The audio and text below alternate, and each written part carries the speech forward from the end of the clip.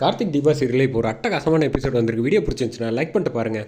ராஜேஸ்வரியை வந்து வெளுன்னு வெளுத்தெடுத்து முடிச்சிடுறாங்க. அடித்ததுக்கப்புறம் அங்கேருந்து எஸ்கேப் ஆகிடுறாங்க நம்ம வந்து மைதிலியும் மீனாட்சியும்.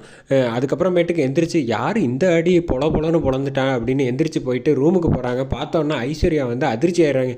யாருமா இது, யார் நீங்கள், எதுக்கு வீட்டுக்குள்ளெல்லாம் வரீங்க அப்படின்னு. அடியே நான் தாண்டி உன் அம்மா அப்படின்னு வந்து சொன்னோன்னே, என்னம்மா இந்த கோலத்தில் வந்து நிற்கிறேன், யாருன்னே தெரில, திடீர்னு ஒரு கருப்பு போர்வையை போட்டு வச்சு கட்டையை வச்சு என்னை உருட்டுக்கட்டையால் பல நாள் கோவத்தில் இருந்து அடின்னு அடித்த மாதிரியே இருக்குது.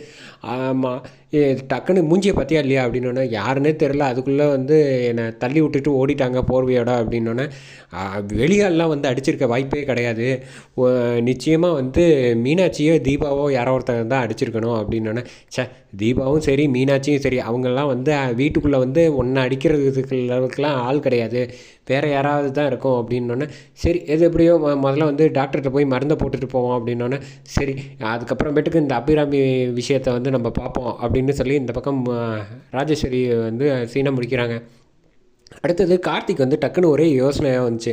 வந்தோன்னே வந்து கரெக்டாக போய் மீனாட்சி அண்ணிக்கிட்ட போய் கேட்குறாங்க, அண்ணி உங்களுக்கு ஒரு விஷயம் தெரியுமா, அம்மா வந்து அடிக்கடி மனசு சரியில்லைன்னா ஒரு கோயிலுக்கு போவாங்கல்ல ஒரு பக்கத்தில் உள்ள ஊருக்கு, அது எந்த இடம் தெரியுமா அப்படின்னோன்னே, கார்த்தி ஆமாம் கார்த்தி, அத்தை அடிக்கடி என்கிட்ட சொல்லியிருக்காங்க, ஆனால் எனக்கு சரியாக ஞாபகம் இல்லை, ஆனால் கோவிலுக்கு தான் போவாங்க பக்கத்தில் உள்ளது, நம்ம கோவிலில் வந்து சுற்றி உள்ள சர்க்கிளில் வந்து கோவிலில் வந்து விசாரிக்க சொல்லுவோம், நிச்சயமாக அத்தை அங்கே தான் இருக்க வாய்ப்பு இருக்குது அப்படின்னோன்னா, ஆமாம் நீ நான் இன்ஸ்பெக்டர் ஃப்ரெண்டு சங்கர்கிட்ட சொல்லிவிட்டு எல்லா கோவில் சுற்றி உள்ள சர்க்கிளில் தேடினாலே கண்டுபிடிச்சிடலாம் அப்படின்னு சொன்னோன்னே, சரி அப்படின்னு சொல்கிறாங்க.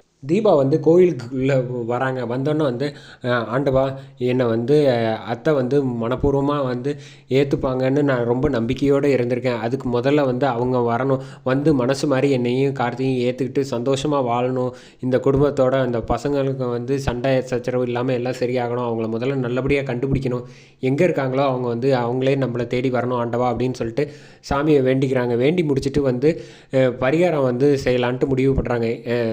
குடத்தை எடுத்துக்கிறாங்க நம்ம மீனாட்சியும் இவங்களும் மைதிலியும். குடத்தை எடுத்து தீபா தலைமையில் வந்து தண்ணியை ஊற்றி விட்றாங்க. ஊற்றி முடிச்சுட்டு வந்து அங்கப்பிரசனம் செய்கிறதுக்காக வந்து 108 அங்கப்பிரசனம் செய்கிறதுக்காக வந்து ரெடி ஆகிட்டு தீபா வந்து ரோல் பண்ணி போய் நடந்து சுற்றிக்கிட்டு இருக்காங்க. ரோல் ஆகிட்டு கால் வந்து தண்ணியை ஊற்றி இவங்க 2 பேரும் தள்ளி விட்டுக்கிட்டே இருக்காங்க தீபாவை.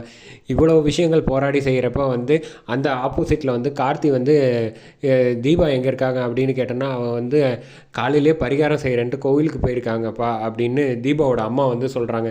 கார்த்தி வந்து ஃபீல் பண்ணுறாங்க, தீபா வந்து நம்ம குடும்பத்து மேலே அம்மா மேலேயும் எவ்வளோ பாசமாக இருக்காங்க, ஆனால் வந்து இந்த சமயத்தில் வந்து அம்மாவுக்கு எதுவுமே தெரியாத லெவலுக்கு இப்படி ஒரு பிரச்சனை ஆகி போச்சு அப்படின்ட்டு கார்த்தி வந்து ஃபீல் பண்ணிகிட்டு இருக்காங்க. இந்த ராஜேஸ்வரி வந்து அடுத்தது என்ன அபிராமி கிட்டக்க தான் மூவ் பண்ண போகிறாங்க. யார் ஃபஸ்ட்டு அபிராமியை பார்க்க போகிறாங்கங்கிறத அப்கமிங்